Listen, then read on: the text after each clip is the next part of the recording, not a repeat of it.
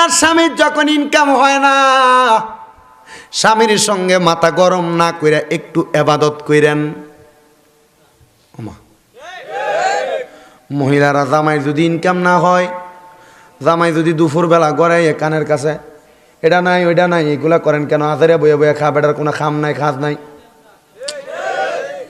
আমি আমার মা বোনদেরকে বলবো, আম্মুজিরা স্বামীর কানের কাছে উল্টা পাল্টা কথা না বইলা ওযু কইরা নামাজের মুসল্লায় হাত বাড়াইবেন।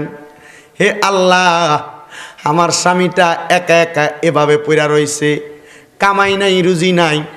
আল্লাহ, পুরুষ মানুষ কামাই রুজি না করলে তার পুরুষত্বের কোনো দাম থাকে না। ও আল্লাহ, আপনি আমার স্বামীর রিজিকের ব্যবস্থা করে দেন, আমার স্বামীর কামাই রুজিতে বরকত দেন। এমনভাবে বলবেন, দেখবেন আপনারা স্বামীর কামাই রুজিতে বরকত হবে। বড় পীর সাহেব হুজুর ডাক দিয়া কয়, মা এই সময়টা যদি আল্লাহর কাছে কান্তা, আল্লাহ আরো বেশি দিত। বলে হুজুর কেন? আল্লাহ বলছে। বলে কি বলছে? মাল্লাহুল মাওলা ফালাহুল কুল। আপনারা বুঝেন না, লেগে ঠিক জোরে আসে না। মাল্লাহুল মাওলা সবাই বুঝে না। মাল্লাহুল মাওলা ফালাহুল কুলের মানে হইল যে ব্যক্তি আল্লাহর হইয়া যায়। কার কার কার? আল্লাহ। আল্লাহর হইয়া যায়। ফালাহুল কুল, সারা জগৎ কুল্লু যা আছে সব তার হইয়া যায়। সুবহানাল্লাহ কোন। মহিলা কয়, হুজুর এমন ভাবে তো চিন্তা কইরা দেখি নাই, এমন ভাবে তো ভাবনা কইরা দেখি নাই হুজুর। ঠিক আছে, আমি আমার আল্লাহর হইতে চাই। বলে কিভাবে হব? বলে তুমি না জানো তুমি তোমার মনিবরে কেমনে খুশি করবা? আমার নবী বলছে এমন একটা সময় আসবে উম্মতে মুহাম্মদীদেরকে আমার আল্লাহ পাক রব্বুল আলামিন দেখা প্রদান করবে। বলে কোন জায়গায় দেখা দিবে? আমার আল্লাহ পাক রব্বুল আলামিন আমাদেরকে হাসরের ময়দানে দেখা দিবে। নবী গো, ইয়া রাসূলুল্লাহ, নবী গো আপনি নবীর কাছে জানতে চাই, অবশ্যই তো আল্লাহর দেখা আমরা পাবো। বলে হ্যাঁ পাইবা। গৌসে পাক বলে এই কথাগুলা যখন বলতাম তাদের মাঝে অন্তরের মাঝে একটা কম্পন পয়দা হইতো। আমরা তো ওয়াজ শুনি ডান কান দিয়া বাম কান দিয়া বাহির করি, বাম কানে শুনি আর ডান কান দিয়া বাহির করি। নবীর সাহাবায়ে কেরাম বড় বড় আল্লাহর ওলিরা এমনি ওয়াজ শুনে নাই। ওনারা যখন ওয়াজ শুনতো ওয়াজটার অন্তরের ভিতরে গাইথা রাখতো। ওয়াজটা শোনার পরে এই ওয়াজে কি কি বলছে তাদের জীবনে বাস্তবায়ন করতো, পরিবর্তন হইতো। খোদার কসম রে, এই ফইল এলাকাটা যত বড় এলাকা, ওই মশা কি বাজার, মশাজাল বাজার, হ্যাঁ মশাজাল বাজার পর্যন্ত, ওইখান দিয়া হবিগঞ্জ সদর পর্যন্ত, শায়েস্তানগর পর্যন্ত আস্তে আস্তে মোটামুটি কয়েক কিলো আসা লাগে। পুরাটা ফজ্জয় তখন আসলাম, পুরাটার নামই ফইল। কয়টা ইউনিয়ন ফইলে? একটা ইউনিয়ন পুরা ফইলে। হে বাবারা, বন্ধুরা, এত বড় পইল একটা এলাকা। এই এলাকার মধ্যে যত ওয়াজ মাহফিল হয়, প্রত্যেক মাহফিলে যদি একজন করে হেদায়েত হইতো, আল্লাহর কসম এখনো পর্যন্ত ফইলে আর বেনামাজি থাকতো না। কথা কন্যা ঠিক না বেটি? কিন্তু ওয়াজ মাহফিল হয় কথা সত্য, মানুষ হেদায়েত হয় না। হেদায়েতটা হইব কেমনে? স্টেজের মধ্যে বইয়া আমি উমকের বিরুদ্ধে, উমক আমার বিরুদ্ধে, এইজনের বিরুদ্ধে, ওইজনের বিরুদ্ধে কথা কাটাকাটি চলে না রে। মুসলমান না, কেউ যদি সুন্নি হয় সে সুন্নিয়তের বয়ান করবে, ওহাবি হইলে তার দলের বয়ান সে করবে। তোমারটা তুমি তোমার মতো কইরা যাও, আমি আমারটা কইরা যাই। আমারটা যদি কারোর ভালো লাগে আহলে সুন্নাত ওয়াল জামাতের পথে আসবে, কেউ যদি বাজে পথে যাইতে চায় সে তার পথে চইলা যাবে। তবে একটা কথা মনে রাখবা মুসলমান, আমার কথা আমি বলবো, তোমার কথা তুমি শুনবা, আমারটা ভালো লাগলে মানবা, না ভালো লাগলে মানার দরকার নাই। তবে একটা কথা মনে রাখো, সুন্নির মাহফিলে আসছো অসুবিধা নাই, অন্য কারো অন্য আকীদার মাহফিলে গেছো অসুবিধা নাই। তবে মনে রাখো ইমানটা যেন কেউ চুরি কইরা নিয়া না যায়। কারণ চলছে ধর্ম নিয়া বাড়াবাড়ি গো, ধর্ম নিয়া বাড়াবাড়ি, আগুনি মানের বাজারে থাইকো হুঁশিয়ারে মুমিন, থাইকো হুঁশিয়ারে বলেন, থাইকো হুঁশিয়ারে মুমিন, থাইকো হুঁশি। উম্মত হবে ৭৩ দল, ৭২ দল যাইবে রে তল, বলিয়াছেন নবী দনে, দেখ না হাদিস খুলে।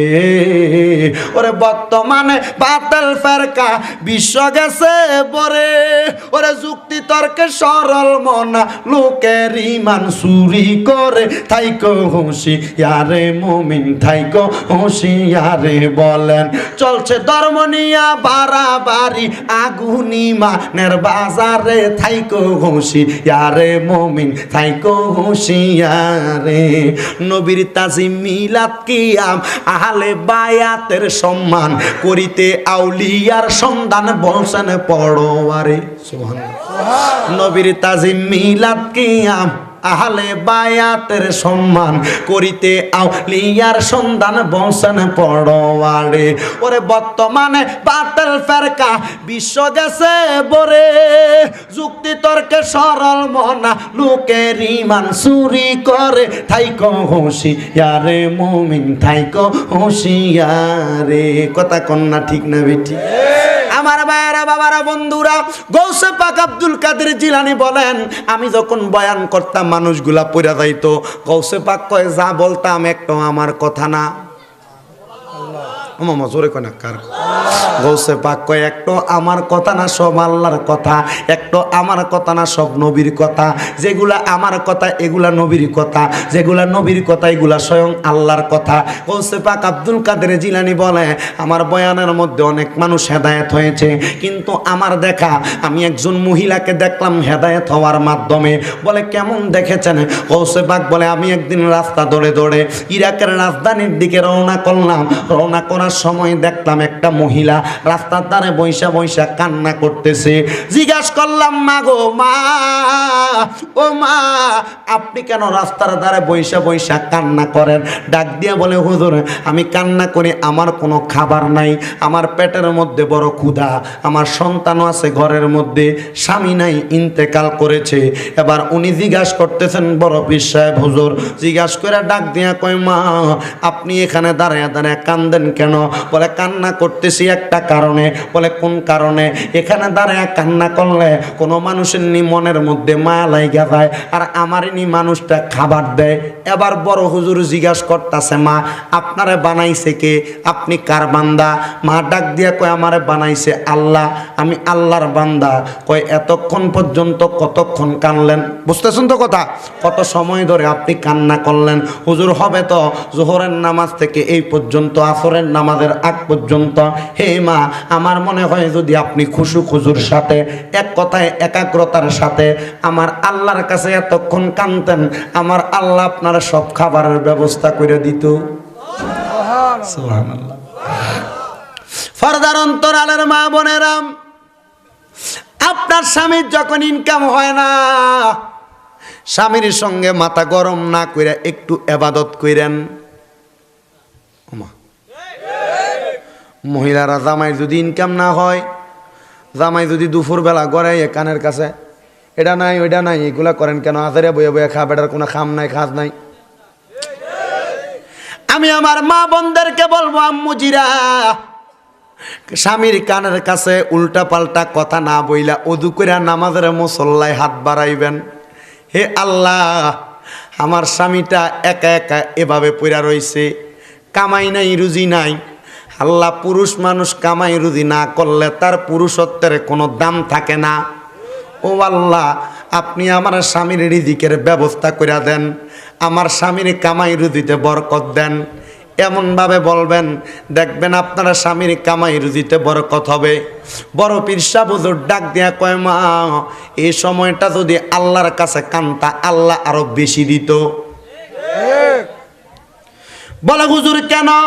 আল্লাহ বলছে। বলে কি বলছে? মাল্লাহুল মাওলা ফালাহুল কুল। আপনারা বুঝেন না, লেগে ঠিক জোরে আসে না। মাল্লাহুল মাওলা সবাই বুঝে না। মাল্লাহুল মাওলা ফালাহুল কুলের মানি হইল যে ব্যক্তি আল্লাহর হইয়া যায়। কার কার কার? আল্লাহ। আল্লাহর হইয়া যায়। ফালাহুল কুল, সারা জগৎ কুল্লু যা আছে সব তার হইয়া যায়। সুবহানাল্লাহ কোন? মহিলা কয়, হুজুর এমন ভাবে তো চিন্তা কইরা দেখি নাই, এমন ভাবে তো ভাবনা কইরা দেখি নাই হুজুর। ঠিক আছে, আমি আমার আল্লাহর হইতে চাই। বলে কিভাবে হব? বলে তুমি না জানো তুমি তোমার মনিবরে কেমনে খুশি করবা? বলে কেমনে, কিভাবে বুঝাইবেন? বলে মুসা নবীর জীবনীর দিকে তাকাও। বলে মুসা নবীর জীবনীর দিকে কেমনে তাকাইতাম? বলে মুসা নবী একদিন আল্লাহর সঙ্গে দেখা করতে যাচ্ছে। কি করতে? সাক্ষাতে যাচ্ছে। হযরতে মুসা নবী যাওয়ার সময় একটা গাছের কাছে দিয়া যখন যায়, লক্ষ্য করে দেখলেন একটা ফাঁকি গাছের মধ্যে বৈশা বৈশা ইয়া করুল কয়া কয়া ডাকি। মুসা নবী, যত নবী আছে সব নবীরা পাখিরও কথা বুঝতেন, অন্যান্য জিনিসেরও কথা বুঝতেন। তার মধ্যে হযরতে দাউদ নবী অন্যতম।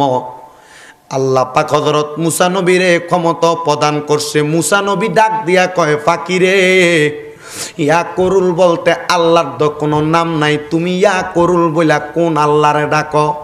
ফাঁকি এবার জবান খুইলা মুসা নবীর সঙ্গে কথা বলে। ইয়া করুল বলবো না তো কি বলবো? মুসা নবী ডাক দিয়া কই, ইয়া করুল না, তুমি পড়ো ইয়া কারিম, ইয়া কারিম।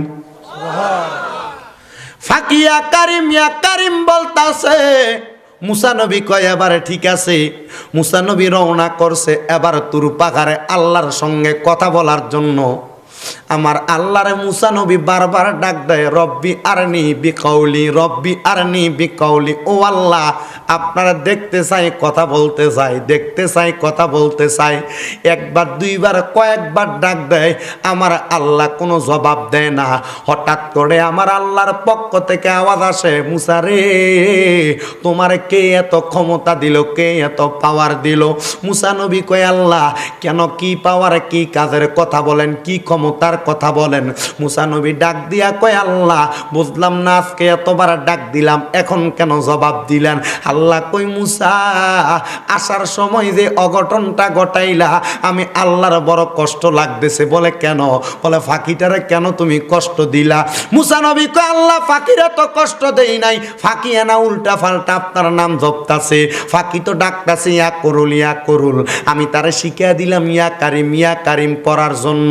মুসা নবীরে আমার আল্লাহ কয়, মুসা রে, ফাঁকি তো ইয়া কারিম পড়তে জানে না, ফাঁকি তো ইয়া করুল তার মুখের বাসা দিয়া পড়তে জানে। হযরত বেলাল তো আসাদু পড়তে পারতো না, আসাদু পড়তো, এটাই আমার আল্লাহ কবুল করছে। আল্লাহ কয়, মুসা, হযরতে মুসা রে, শোনো শোনো, ফাঁকিটা ইয়া কারিম বলতে পারে না, ইয়া করুল বলতে পারে। তুমি যে চলে আসতো, ফাঁকিটা তার নিজের জীবনটা নিজে দিতেছে, তাড়াতাড়ি যাইয়া বাঁচাও, নচেত ফাঁকিটা দুনিয়ার জীবন থেকে আত্মহুতি দিয়া দিব, আত্মহত্যা করে মারা যাইব।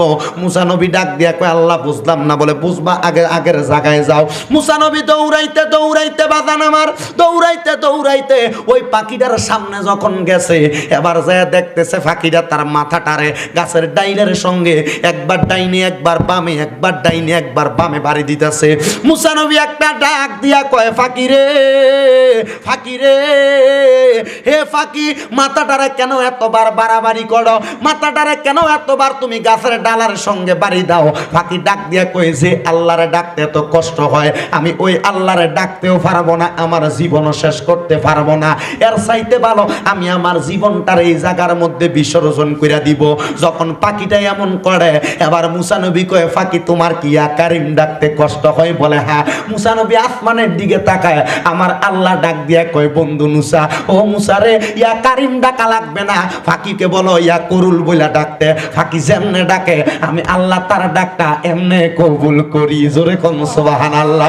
ওরে কি নাম দইরা ডাকলে তোমায়, কি নামে লইয়া ডাকলে তোমায়, তরাই লইবা বান্দারে, আমি কি নাম লইয়া ডাকব রে তোমারে? বলে ন মাবুদ মাও, আমি কি নাম লইয়া ডাকব রে? এক ডাকিলেন ইউনুস নবীজি, তার ডাকেতে সারা দিলেন মাছের পেটে নি। দোয়া ইউনুসের উসিলায় বাঁচাইলেন তাহারে, আমি কি নাম লইয়া ডাকব রে তোমারে। জবান খুলে উচ্চ কণ্ঠে ধরে পড়েন আল্লাহু আকবার। এ আমার দক্ষিণ পলশাক বাড়ির ভাই বাবারা, কাউসে পাক কয় মা দেখছেন নি ফাঁকি কেমনে ডাকছে, আল্লাহ তো কবুল করছে, আপনি এমনি ডাকেন। মহিলা কয় হুজুর ঠিক আছে ডাকবো। এবার চলে গেলেন মহিলা ঘরের মধ্যে, দুইটা তিনটা সন্তান একসাথে কান্না করে ডাক দিয়া কয় ফুতেরা, এই সন্তানের দল তুমি যে খাবারের জন্য কান্দো না। বলে কেন? বলে অন্তরে বিশ্বাস রাখো, তাওয়াক্কালতু আলাল্লাহ। আল্লাহ না কোরআনে বলেছেন ইয়া আইয়ুহাল্লাযীনা আমানুত্তাকুল্লাহা ওয়াল তানজুর নাফসুম মা কদ্দামাত লিগাদ, নাফসুম মা কদ্দামাত লিগাদিন ওয়াত্তাকুল্লাহা ইন্নাল্লাহা খাবীরুম বিমা তা'মালুন। তুমি কি করতে চাও, কি জানাইতে চাও, আমার আল্লাহ তোমার সব জানে, শুধু অন্তরে আল্লাহর ভয় রাখো। এ মা আপনি আবার অন্তরে বিশ্বাস নিছেন? বলে হ্যাঁ নিছি। মহিলা এই কথা বইলা তিনটা সন্তানকে একসাথে জড়ায়া দইরা ঘরের মধ্যে প্রবেশ কইরা মহিলাটা ঘরের মধ্যে সুন্দর করে ইবাদত করে। ইবাদত করতে করতে করতে করতে বড় পীর সাহেব হুজুর ওই বাড়ির সামনে দিয়া কতদিন আসে যায়, অনেক দিন যখন হইয়া যায় ওই মহিলারে আর রাস্তার মধ্যে দেখে না। একদিন বড় পীর সাহেব খবর নেয়, এলাকাবাসী রে তোমরা জানো নি কয়েকদিন আগে একটা মহিলা রাস্তার ধারে দাঁড়ায় দাঁড়ায় পেটের ক্ষুধার জ্বালায় কাঁদছে। বলে হ্যাঁ। হে এলাকার মানুষ, ওই মহিলার বাড়ি কোথায়? বলে এই জায়গায় না, এলাকার মধ্যবর্তী জায়গায় ওই মহিলার বাড়ি। দেখা দিতে পারবানি? বলে দেখা দিতে পারবো। যাইতে যাইতে বড় পীর সাহেব হুজুর ওই জায়গার সামনে যাইয়া মহিলার ঘরের দরজাটার মধ্যে টান দিয়া কয় কে আসো কে আসো, আসসালামু আলাইকুম ওয়া রাহমাতুল্লাহ, আসসালামু আলাইকুম ওয়া রাহমাতুল্লাহ, আসসালামু আলাইকুম ওয়া রাহমাতুল্লাহ। কেউ কোনো জবাব দেয় না।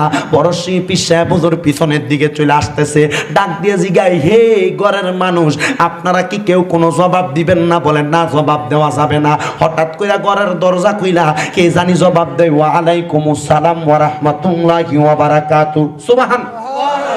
যখন জবাবটা দিচ্ছে বারবার ডাকার পরে, এত সুন্দর জবাব দেওয়ার পরে এবার বড় পীর সাহেব পিছনের দিকে ফিরে না, ডাক দিয়া কই হে মহিলা তুমি যে কোনো জবাব দেও না, দেরি করলা কেন? এত দেরিতে কেন জবাব দিলা? ডাক দিয়া বলে হুজুর আপনি যে আমারে প্রথম সালাম দিছেন, আমি নামাজের মুসল্লার মধ্যে তাশাহুদ পড়তেছিলাম, দ্বিতীয় সালাম দিছেন আমি দোয়া মাসুরা পড়তেছিলাম, তৃতীয় সালাম দিছেন আমি ওই জায়গার মধ্যে সুন্দর করে বইসা সুবহানাল্লাহ বলবেন না, দুরুদে ইব্রাহিমের পরে দোয়া মাসুরা পড়তেছিলাম। ও হুজুর আমি যে এইগুলা পড়ছি আপনি তৃতীয়বার সালাম দিয়া আর দাঁড়ান নাই, চলে যাচ্ছেন, আমি সালামটা ফিরাইয়া আপনার সালামের জবাব প্রদান করছি, আমি আপনার জবাব দেই না। হুজুর বড় পীর ডাক দিয়া কয় মা গো মা আপনি কেন কেন কেন আর রাস্তার কাছে যাইয়া কান্দেন না? মহিলা ডাক দিয়া কয় হুজুর কেন কান্দি না জানেননি? যেদিন আপনি আমারে কইছেন হুজুর গো ওই মনিবরে যদি কেউ তার জীবন যৌবন সব দিয়া দেয়, মানে মাল্লাগুল মাওলার অন্তর্ভুক্ত হইয়া যায়, আল্লাহর হইয়া যায়, আমার আল্লাহ তার হইয়া যায়, এরপর থেকে আর কোনোদিন খানার জন্য কাঁদছি না। ও মা এতদিন খাইছেন ডাকি? ডাক দিয়া কই হুজুর ঘরের মধ্যে বইয়া বইয়া নামাজ পড়তাম, যখনই খিদা লাগতো 2 রাকাত নামাজে দাঁড়াইয়া যাইতাম।